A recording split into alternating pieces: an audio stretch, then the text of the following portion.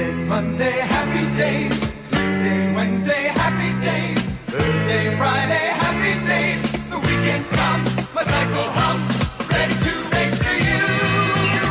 These days are all being free. These days are all, share them with me. Goodbye, gray sky, hello blue. There's nothing can hold me when I hold you. It feels so right, it can't be wrong. Rockin' and rollin' all week long. These days are all being free. These days are all, share them with me. Welcome back to the War Cry. We've got some great news for you this week, but first I would like to make an apology to the robotics team.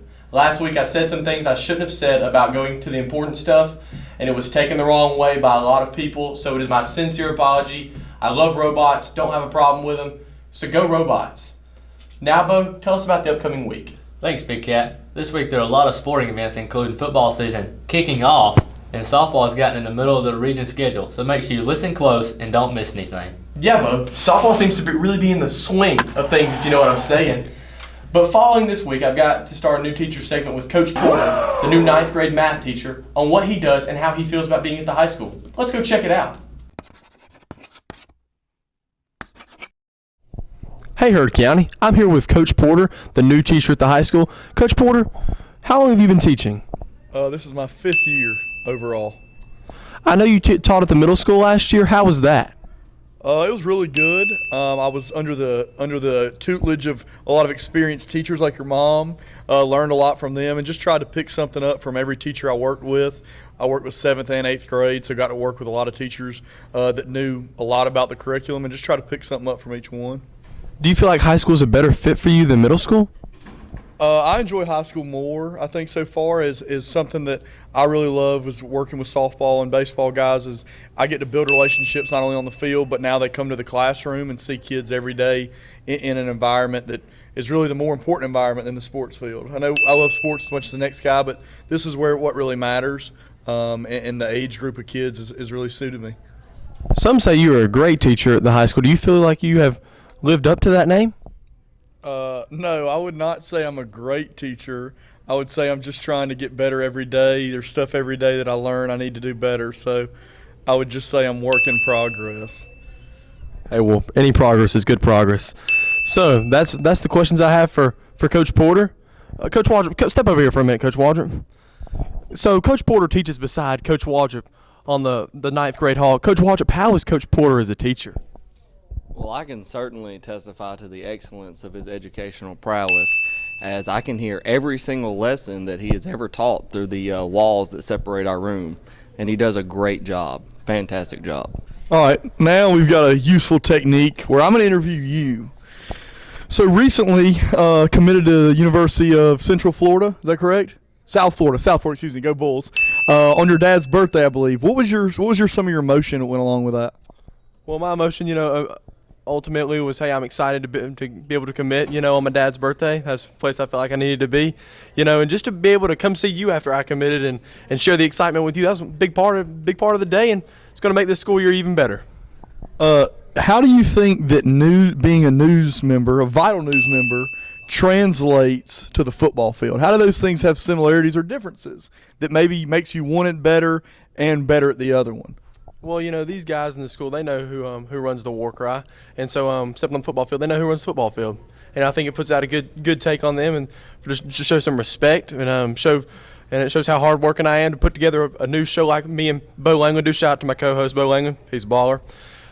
Just puts together a great show. It takes a lot of hard work, so the guys on the field, they know what I'm bringing to the table, and they know how hard a worker I am. So, that's basically it. One last question for you. I've recently heard some rumblings that after Coach Bianco maybe moves to the next phase of his career, you're looking to take over the AV Tech program. I've even heard rumblings you've officially been anointed as the TA or teacher's assistant, and pretty much he's given you a lot of the reins. What has that experience been like? Have you felt pressure trying to follow his footsteps? What are your thoughts there? Well, nobody can be the Trent Bianco of AV Tech, man. He has built that program on such hard work and dedication, come here day in and day out, putting in the work. So to be able to be his TA is a big thing to me. Don't let him tell you different. I am the TA. And he's getting a little up there in age. You know, he's probably pushing mid-50s. So You can tell by the hairline. hairline, man. I think he's pushing mid-50s, and that I think that I'll be able to take over the program here in the next 3 to 4 years once I get out of college. You know, someone might step in. He might retire in the next few years, but nobody's going to beat the big cat on the war cry. So I think that, you know, it'd be a good fit for me to take over the program. And after a few years of doing that, Shane Lassiter, he's gone. I got his job. So overall, just a good setup for me. I think I have the keys to this whole school, basically, in the program. So, I mean, what can I say? Go Braves. As always, go Braves. Back to you guys. Horns up. That was some great information, Bo, from Coach Porter. Should be an exciting year. Now for the important stuff. Sports. Oh, my bad. Said it again. Apologies. Bo, go ahead. That's right, Drew. This week we have a lot of sporting events. On Monday, middle school volleyball has a game in Temple at 5. On Tuesday, middle school volleyball also has a game at home against Carrollton at 5. Football B team has a game in Central starting at 5:30. JV and varsity volleyball have a game at Coosa starting at 5:30. And varsity softball plays at Callaway starting at 5:30. Wow, Bo. It sounds like Tuesdays are packed across the school system. Anyways, on Wednesday, JV and varsity softball have a doubleheader at Noonan, with JV starting at 4:30 and varsity following after. Also, on Wednesday, middle school volleyball plays Central and Carrollton at home starting at 5. Then, on Thursday, cross country has a meet at Lafayette Christian starting at 4. At home, JV and varsity volleyball have matches against Troop starting at 5 and 6. Varsity softball has a game at 5:30 against Temple. Then, over at the middle school, there's a softball game at 5 against Mount Zion and a football game against Bremen at 5:30. Now for my favorite game of the week, for obvious reasons, the football game against South Atlanta. Now there are plenty of ways to get out and watch a game or match, so get out there and support your Braves. Then we have our reporters Aiden Boyd interviewing Coach Barron on his expectations for the upcoming game against South Atlanta. And we have our reporters Sarah Wingate and Peyton Skipper interviewing running back Alex Boyd and offensive lineman Jackson Akins about how they feel about the new region rankings. Let's go check it out. What's up, guys? It's Aiden. I'm here with Coach Barron. What's up, guys? So the football season's starting to get underway. How long have you been coaching at Heard County? I believe this is year 19 for us. That's me, Coach both Coach Kerbos. This will be year 19 coaching at Heard County High School. Yes, sir. What are your expectations for this season? You know, we're really excited. You know, last year, 2 years ago was really good, then graduated a big class, and then, you got to take your lumps sometimes. You kind of start all over a little bit. Last year was a little rough, but super excited about this bunch.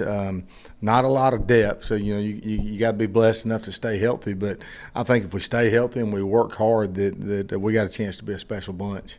Yes, sir. Sounds good. Who would you say our standout players are?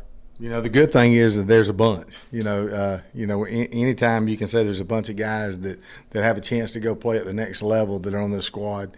So, obviously Alex Boyd, Jackson Akins, Isaac Walls, Anthony Grayley, Isaiah.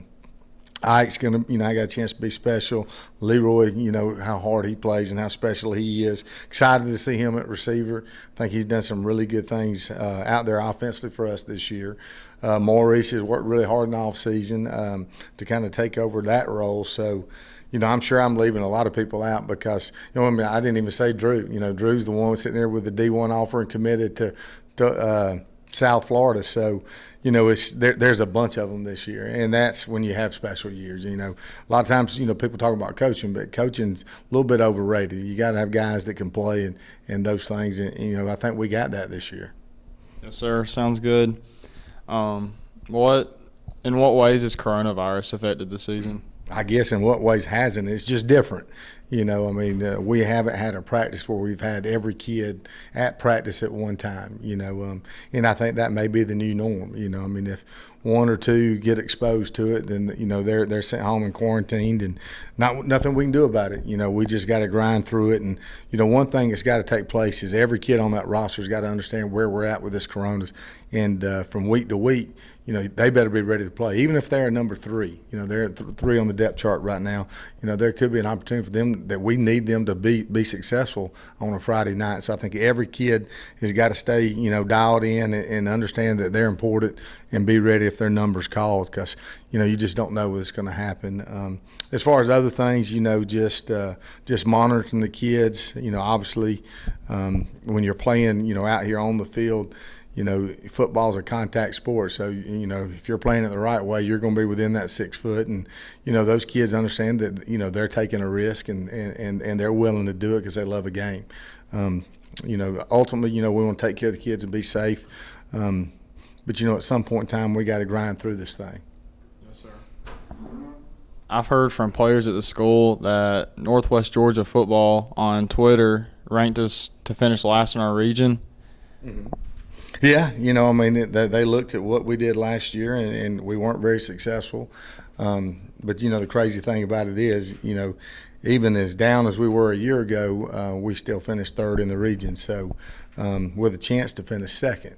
And, you know, they go off what they seen last year, and they really don't go out and investigate a whole lot because, you know, we as coaches and this football team feel like this can be another special year. And, you know, ultimately, you know, we kind of like it. You know, I mean, it kind of lights a fire under us, and it gives us a little extra motivation. And, you know, if you come into underdog, and it's kind of like we want to under-promise and over-deliver, and that's what we thrive on. Yes, sir. Hey, I'm Sarah. I'm here with Alex Boyd. So we have 3 returning All-State players. So how is it beneficial to this season this year? With 3 of those All-State players on offense, you know, offense is going to be our powerhouse of the team, and our defense, you know, everything is coming together. When we get everything together, we're going to have a good season. Okay, how has it changed from last season to this season of the leadership? We picked out 4 leaders, and 4 leaders have been leading the team great, and everybody has a great relationship with everybody. Last year, you know, everybody just wasn't connected and in sync, and we are this year. Okay, how does it feel about being 5th in the region according to Northwest Georgia? We don't really care. Predictions don't mean nothing to us. We're gonna prove everybody that Hurry County gonna be number 1, regardless. And that's how it should be. Thank you. Hey, I'm Peyton Skipper with the War Cry. I'm here with Jackson. Jackson, y'all have had 3 people go to the All-State player rankings. How does that benefit the team? It benefits our team very well because we have leadership coming back to support our team, and that's one main thing that we need on the team. How has the leadership changed from last year to this year? Well, it all started from day one in summer workouts. We all knew that we had to come out with a different attitude and a different leadership, and everyone just stepped up to the plate from the beginning. How does it feel to be ranked number 5 by Northwest Georgia? Well, it's a chip on our shoulder, definitely, in that we love it. We just want to embrace it, and we can't wait to show the pads. That's great. Thank you. Thanks, guys. Sounds like the football team has a lot of energy going into the first regular season game. But, Bo, I do have a problem with the interview. Coach Barron's arms looked so small. Looks like the guy hasn't lifted a day in his life. It sure does. It was a bit weird. Now, our clubs this week are Skills USA, Art, FCA, and Spanish Honor Society. Be sure to tell your teacher before you leave, and you'll have to sign out with them for your release to go to your club. We now get to check in on a movie review with Jacob Vinson. Now, I don't know who else went home and watched Bloodsport after last week's War Cry, but this guy did. Not sure how Jean-Claude Van Damme got robbed out of this Oscar, but he sure did. And we have Jacob Cash to give us the weekly weather. Let's go check it out. This Power Hour is extra special because it's for you. Hi guys, welcome back to the Power Hour. I'm Luke. I am Jacob. If you need further specification, Mitchell. Sure, that's right. And for this week's Power feature, we have Dirty Dancing, directed by Emil Ardolino, set in 1963. Starring Patrick Swayze, and Jennifer Grey. But it was made in '87. Very important for the plot. And speaking of the plot, we follow Baby, who finds herself intermingling with how would you put this? For lack of a better term, the lesser fortunate, and Patrick Swayze's character, Johnny, loses his dance partner to unforeseen circumstances. And then? Through interesting training montages and dancing montages with a little bit more mature tone, Baby takes the role. Now, for this movie, I'd probably rate it about 5 Lenny Brascos, and Jacob, could you convert that? 5 Lenny Briscoes. About an 8.6 out of 10, but we'll round to a 9 for simplicity's sake. I'll give it that. I think that's all we have for this week. I'm Luke. I'm Jacob. If you need further specification, Mitchell. Bye. Bye. Hello, Ward County. It's your local weatherman, Jacob Gash, with all there for this week. And if you look behind me, you'll see that on Monday, we're going to have thunderstorms with a high of 86 and a low of 71. Tuesday, we're going to have more thunderstorms with a high of 85 and a low of 70. Then Wednesday, Thursday, we're going to have partly cloudy weather. Wednesday with a high of 88 and a low of 70. Thursday with a high of 89 and a low of 69 degrees Fahrenheit. Then we'll finish off the week with more thunderstorms on Friday with a high of 89 and a low of 69 degrees Fahrenheit. That's it for this week, Kirk County, and I'll see you next time. Thanks, guys. The big thing last Friday was that a group of coaches and teachers alike got together and had a Hawaiian shirt day. This was an absolute curveball that came out of nowhere. I thought it was still George Day. But anyways, thanks for setting the tone last Friday, guys. It did not go unnoticed. Yeah, Drew. Sure would have been nice to know that I should have broke out my Hawaiian shirt out last Friday, but it is what it is. Anyways, make sure you guys remind your teachers every Monday morning when you get into class to watch the War Cry. Hope you guys enjoyed this week's episode. We're looking forward to following everything Heard County to keep you guys in the loop. So stay tuned. This episode of the War Cry sure has me in a glass case of emotions, Bo. But whatever. Go Braves.